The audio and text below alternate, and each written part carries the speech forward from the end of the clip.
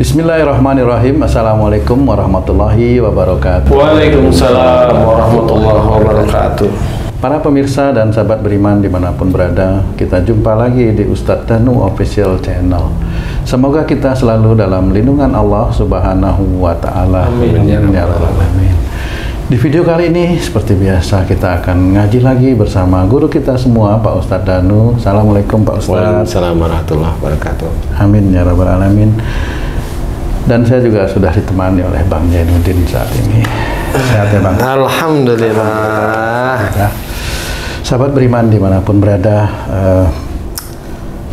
kita sebagai hamba Allah lah, sebagai hamba Allah yang pengen sekali selalu berada di jalan Allah. Dalam kehidupan itu kita juga berdoa, banyak-banyak berdoa, apalagi di bulan suci Ramadan ini ya. Kita banyak berdoa supaya paling tidak lah kehidupan kita di dunia dan akhirat itu bisa menjadi lebih baik.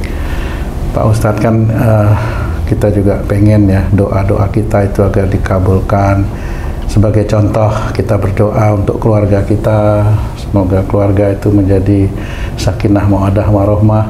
Tapi kadang-kadang yang kami dapati di rumah tangga itu tetap aja begitu-begitu, artinya gimana ya kok ini juga tidak bisa tentram gitu, malah sering ribut. Apa karena doanya nggak dikabulkan? Nah, makanya itu. Jadi apa sih kiat-kiat doa? Apakah ada syarat-syarat malah itu Pak Ustadz agar doa itu dikabul? Apa dikabulkannya atau bagaimana? Mohon penjelasannya Pak Ustadz. Ya. Bismillahirrahmanirrahim. Assalamualaikum warahmatullahi wabarakatuh. Waalaikumsalam warahmatullahi wabarakatuh. Ya, sebagai pengiring kita itu orang Islam itu kan salah satunya doa-doa kita itu mohonnya sih dikabulkan sama Allah ya. Betul. Tetapi ada beberapa ayat yang harus diperhatikan dalam memohon kepada Allah Ta'ala selain adab ya.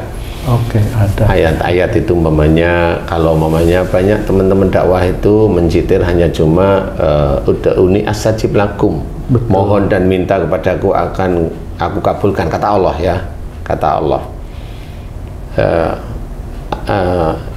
Penggalan ayat ini itu tidak bisa dipergunakan menjadi sepertinya orang yang berdakwah atau orang berbicara bahwa mintalah pada Allah akan dikabulkan, itu tidak bisa seperti itu. Karena ayat ini di belakangnya ada ayat berikutnya. Jadi ud'uni astajib lakum innal ladzina yastakbiruna an ibadah sayadkhuluna jahannama dakhirin. Jadi kita harus memahami, jangan dipenggal kalau memang itu bersambungan. Jadi ayat yang setelah mohonlah mintalah kepadaku akan aku kabulkan, itu ayat berikutnya itu apa? Nah, ini yang harus kita perhatikan. Sesungguhnya jika engkau sombong dalam menyembah kepadaku, akan kami masukkan ke dalam neraka dalam keadaan hina. Jadi kalimat belakang inilah yang nanti akan menjadikan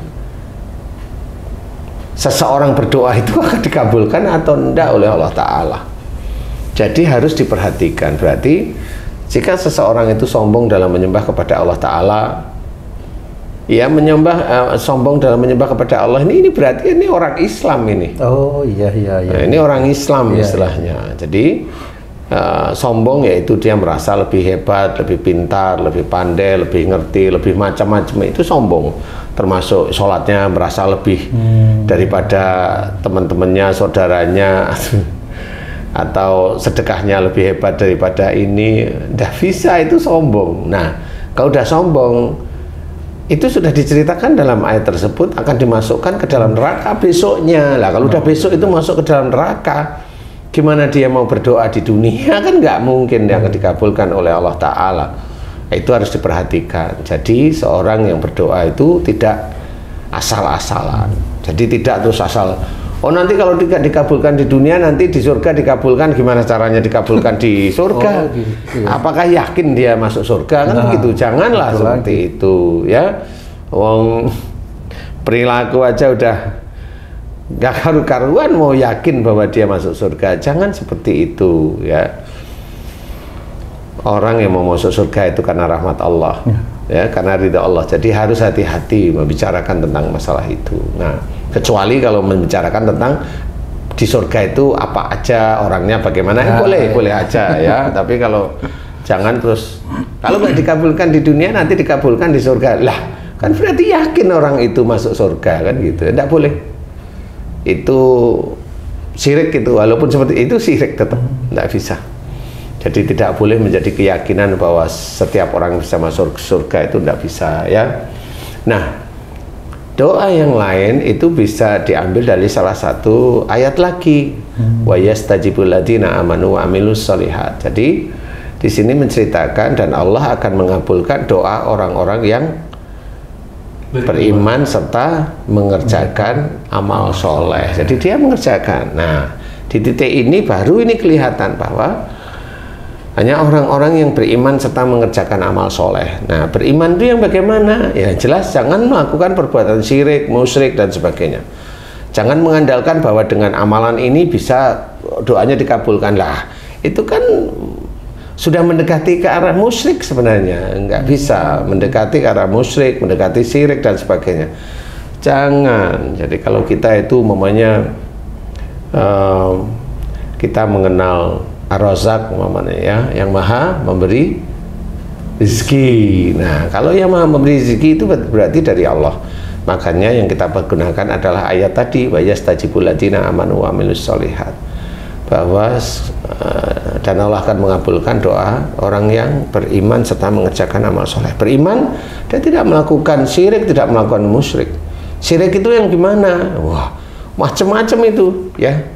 Syirik itu ya menyekutukan Tuhan, yang menduakan Tuhan, menduakan Allah, itu tidak boleh. Menduakan itu gimana? Seperti orang itu, atau seperti makhluk, atau seperti benda itu Tuhan. Seperti benda itu Tuhan, patung, minta-minta, nah, seperti itu syirik. Kemudian seperti umpamanya kamu merasa bahwa dirimu itu mampu bisa membangun gedung, bisa membangun jalan, bisa menjadikan orang itu bahagia, bisa menjadikan orang itu gajinya tinggi, naik dan sebagainya, bisa menjadikan jabatan orang naik. Nah, itu kamu main-main bahwa dirimu Tuhan. Nah, itu nggak akan mungkin doa itu bisa dikabulkan oleh Allah Ta'ala. Yang jelas malah masuk neraka dalam keadaan kekal. Jadi harus pahami ya. Jadi bagaimana kita berdoa di ayat yang lain, dalam surat Al-Isra ayat 18 menceritakan bahwa seseorang kalau minta sekarang atau minta dunia akan diberi oleh Allah Ta'ala yang dikehendaki dan orang yang dikehendaki. Jadi bagaimana caranya itu hanya Allah. Istilahnya orang yang dikehendaki ya orang yang dipilih. Dipilih mau diberi atau tidak itu Allah. Ya. Kemudian apa yang diinginkan itu dikehendaki oleh Allah Ta'ala, juga dipilih oleh Allah Ta'ala apa yang dikehendaki dari orang tersebut. Mintanya apa umpamanya. Kemudian apa di ayat tersebut di Al-Isra ayat 18, bahwa nantinya pada saat di akhirat akan dimasukkan ke dalam neraka dalam keadaan terusir. Nah, di sini harus ketahui bahwa seseorang minta dunia itu sebenarnya nanti di akhirat itu akan dimasukkan ke dalam neraka. Harus difahami seperti itu. Jadi bagi orang yang memahami ayat ini, dia akan hati-hati meminta kepada Allah Ta'ala. Dan yang diajarkan oleh Allah, yang diajarkan oleh Rasulullah adalah apa? Akhirat. Jadi nggak ada dunia. Kalau kamu minta, kan bekerja itu dunia, iya. Tapi kan pertanyaannya, pernyataan dan pertanyaannya begini, itu kan anjuran dari Allah Ta'ala agar seorang manusia itu berikhtiar. Oh, jelas itu ya, Pak. Jelas. Faidah kutiati sholatu fa'antasiru fil'at wa ba'tagu min fadlillah, itu jelas. Jadi setelah kita tunaikan sholat, bertebalah di muka bumi untuk mencari karunia Allah. Berarti kita itu diminta oleh Allah Ta'ala berikhtiar, mencari rizki. Makanya kalau ada orang dia dalam bekerja, dia bilang, kenapa kamu bekerja? Saya menghidupi anak istriku. Ya, itu bukan lillahi ta'ala namanya. Dia baru tanggung jawab aja karena dia punya istri sama anak. Kalau dia lillahi ta'ala, kenapa kamu bekerja? Saya disuruh oleh Allah Ta'ala bekerja setelah saya sholat. Nah, itu jelas. Itu jelas, jawaban itu jelas, walaupun itu tekstual ilmu. Betul. Ya, tetapi itu dalam hati ngerti bahwa kita itu bekerja itu karena Allah sebenarnya. Nah, kalau kita sudah ikhtiar, nanti Allah akan mengatur. Nah, kalau udah mengatur itu kan sudah jelas. Kenapa ada orang meminta rizki yang banyak padahal dia kerjaan belum tentu beres? Lah kan lucu jadinya. Nah, makanya ada banyak orang-orang yang menyuruh atau mengajari orang itu hartanya banyak, tapi yang disuruh itu ikhtiar, bukan harta banyak. Yang disuruh itu ikhtiar. Mana ada harta banyak dari surat Al-Jumu'ah tadi? Nggak ada. Nggak ada. Malah di dalam Quran juga disediakan dalam surat Al-Jumu'ah itu juga sendiri ya. Wadkurullaha katsiran la'allakum tuflihun, itu dijelaskan, dan banyak-banyaklah ingat kepada Allah agar kamu beruntung. Ingat kepada Allah di sebagian saudara-saudara kita dengan zikrullah boleh, tapi ingat kepada Allah Ta'ala, ingat kepada Allah itu bahwa kita melakukan semua aktivitas sehari-hari itu berdasarkan lillahi Ta'ala, berdasarkan dasar-dasar dari syariat Islam. Lillahi Ta'ala jelas. Kamu tanyain, kamu punya istri, kenapa kamu nikah? Pengen punya anak. Lah kan pengen punya anak. Oh, iya, ya? Kenapa kamu nikah? Saya melengkapi sunnah Rasulullah. Kan beda.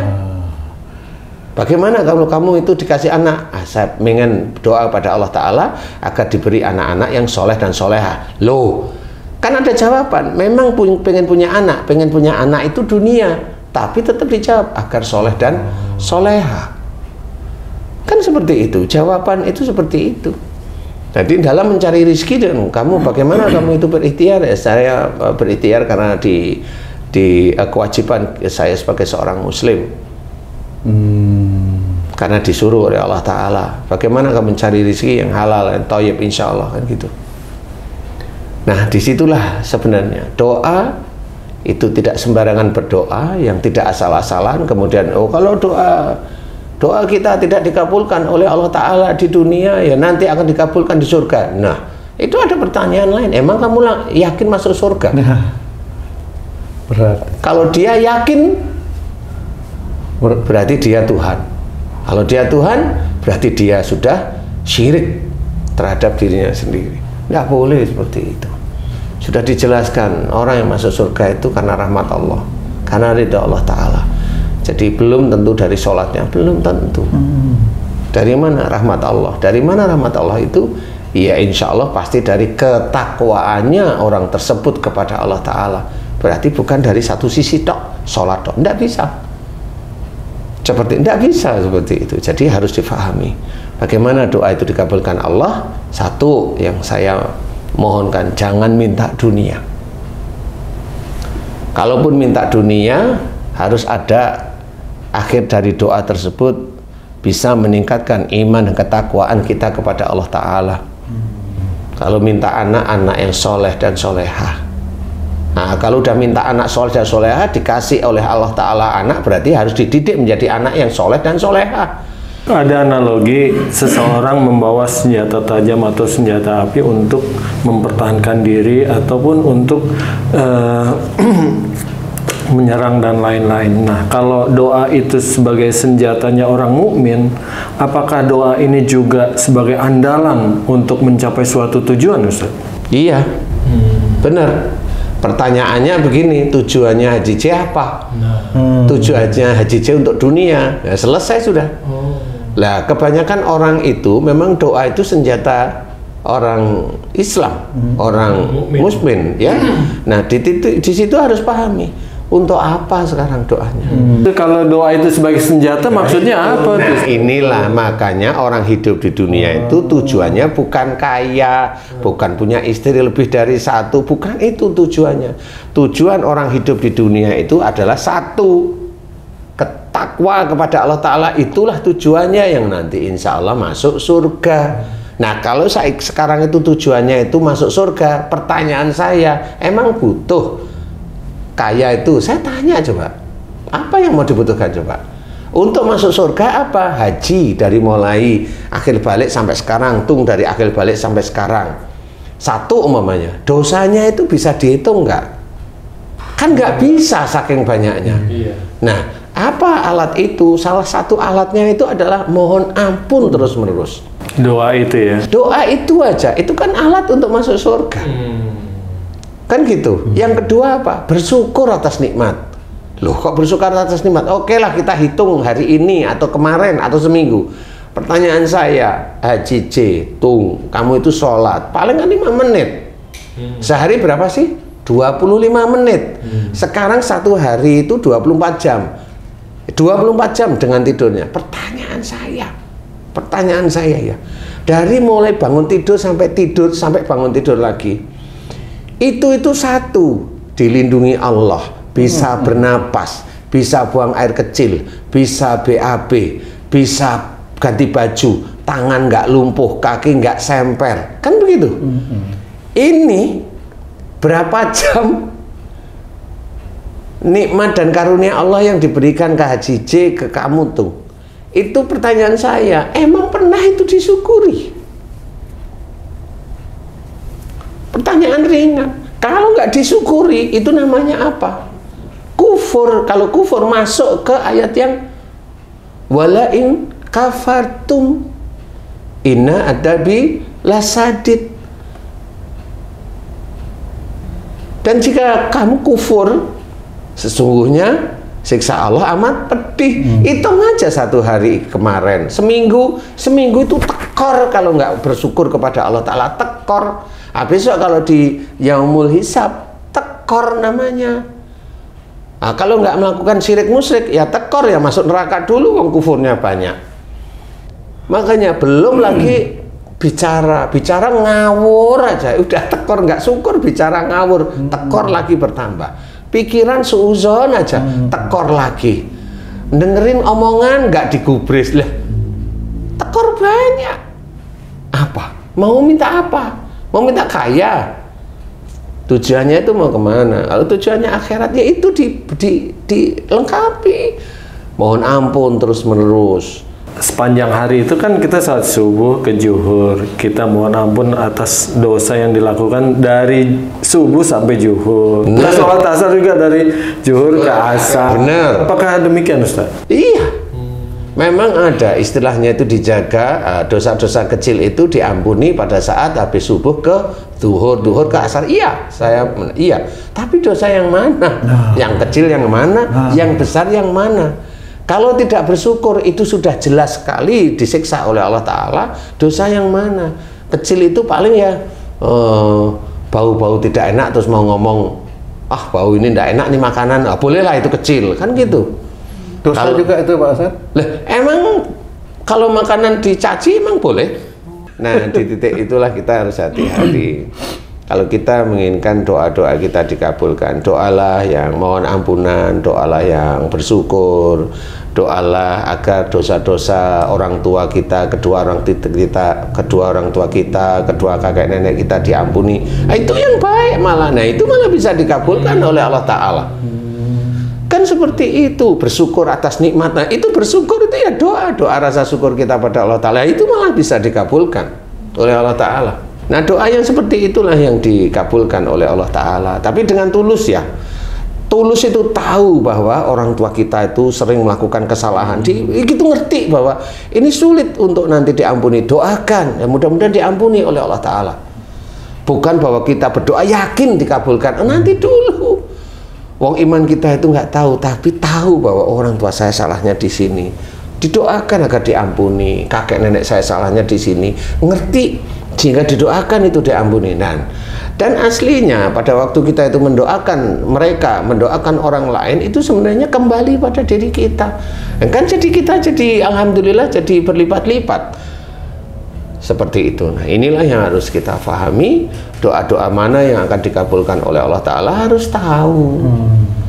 Kalau juga amal-amalan, coba yang ngajarin amalan, memang dia dikabulkan amalannya sama Allah Ta'ala. Kan seperti itu.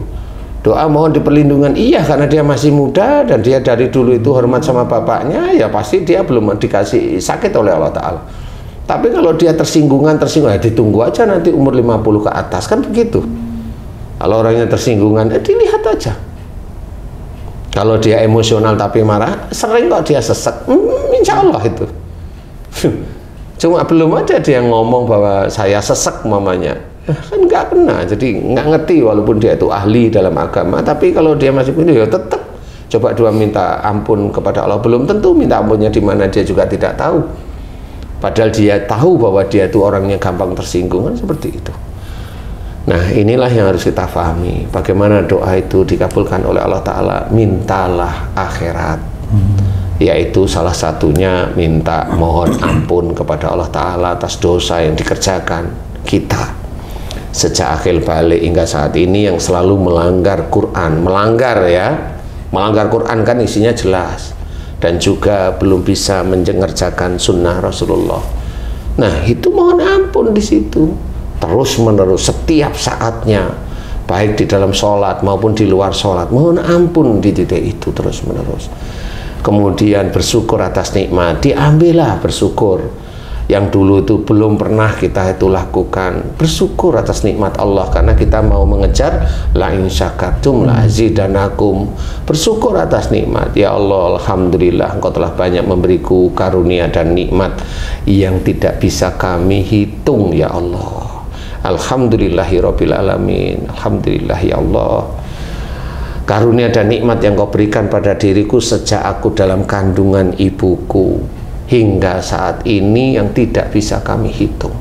Aku di kandungan ibuku dengan sempurna, tidak Engkau cacatkan.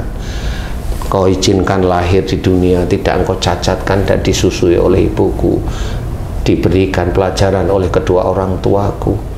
Akhirnya seperti itu yang dulu belum pernah aku syukuri. Aku bersyukur atas semua karunia dan nikmat-Mu ya Allah, sejak aku dalam kandungan ibuku hingga saat ini. Alhamdulillah, alhamdulillah, alhamdulillahirabbil alamin. Alhamdulillah, kan begitu doa-doa itu.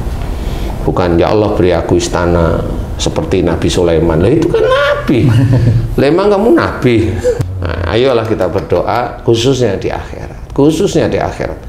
Tujuan kita hidup di dunia ini sebenarnya akhirat.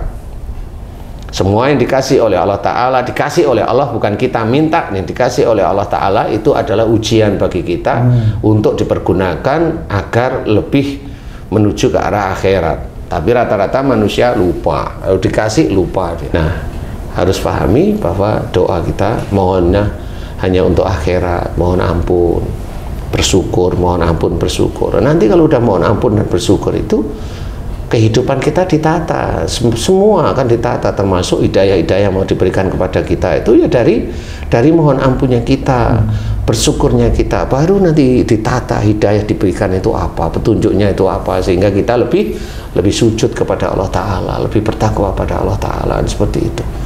Kalau kamu nggak pernah mohon ampun sifat-sifatmu sendiri, ya kamu nggak ngerti. Dan kalau kamu mohon ampun sudah, tapi kamu sendiri itu masih gaya, masih petentang, dia kan percuma kamu dianggap munafik sama Allah Ta'ala, kan begitu.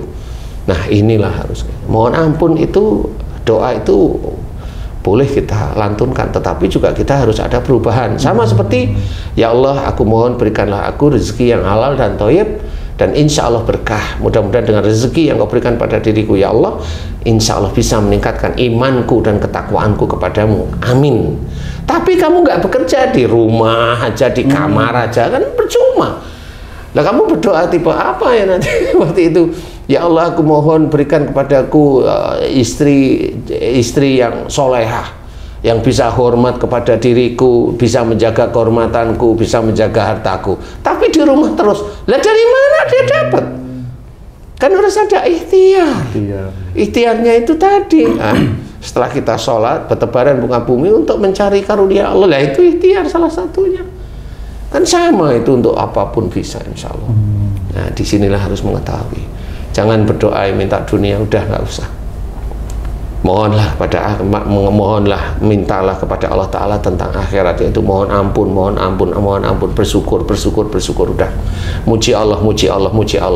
Waktu kosong mohon ampun kepada Allah Ta'ala, kita banyak salah, kita banyak dosa, itu lebih baik daripada orang-orang yang merasa dirinya tidak pernah bersalah dan yakin dirinya masuk surga. Kalau nggak dikabulkan di dunia, nanti doa kita akan dikabulkan. Doa kita akan dikabulkan di surga. Lah, dari mana? Seperti itu. Nah, ini harus difahami, sehingga kita tidak boleh seperti itu. pasti itu milik Allah. Kita itu belum tentu pasti. Walaupun Allah itu menitipkan iman yang kuat pada kita, tidak ada yang pasti. Insya Allah seperti itu. Mudah-mudahan ini manfaat bagi kita semuanya. Wallahu a'lam. Alhamdulillah, terima kasih banyak penjelasannya Pak Ustadz. Sahabat beriman dimanapun berada, semoga tayangan kami kali ini bisa bermanfaat untuk kita semua dan kepada diri khususnya. Sampai jumpa di video kami yang lain. Wassalamualaikum warahmatullahi wabarakatuh. Waalaikumsalam warahmatullahi wabarakatuh. Alhamdulillah. Alhamdulillah.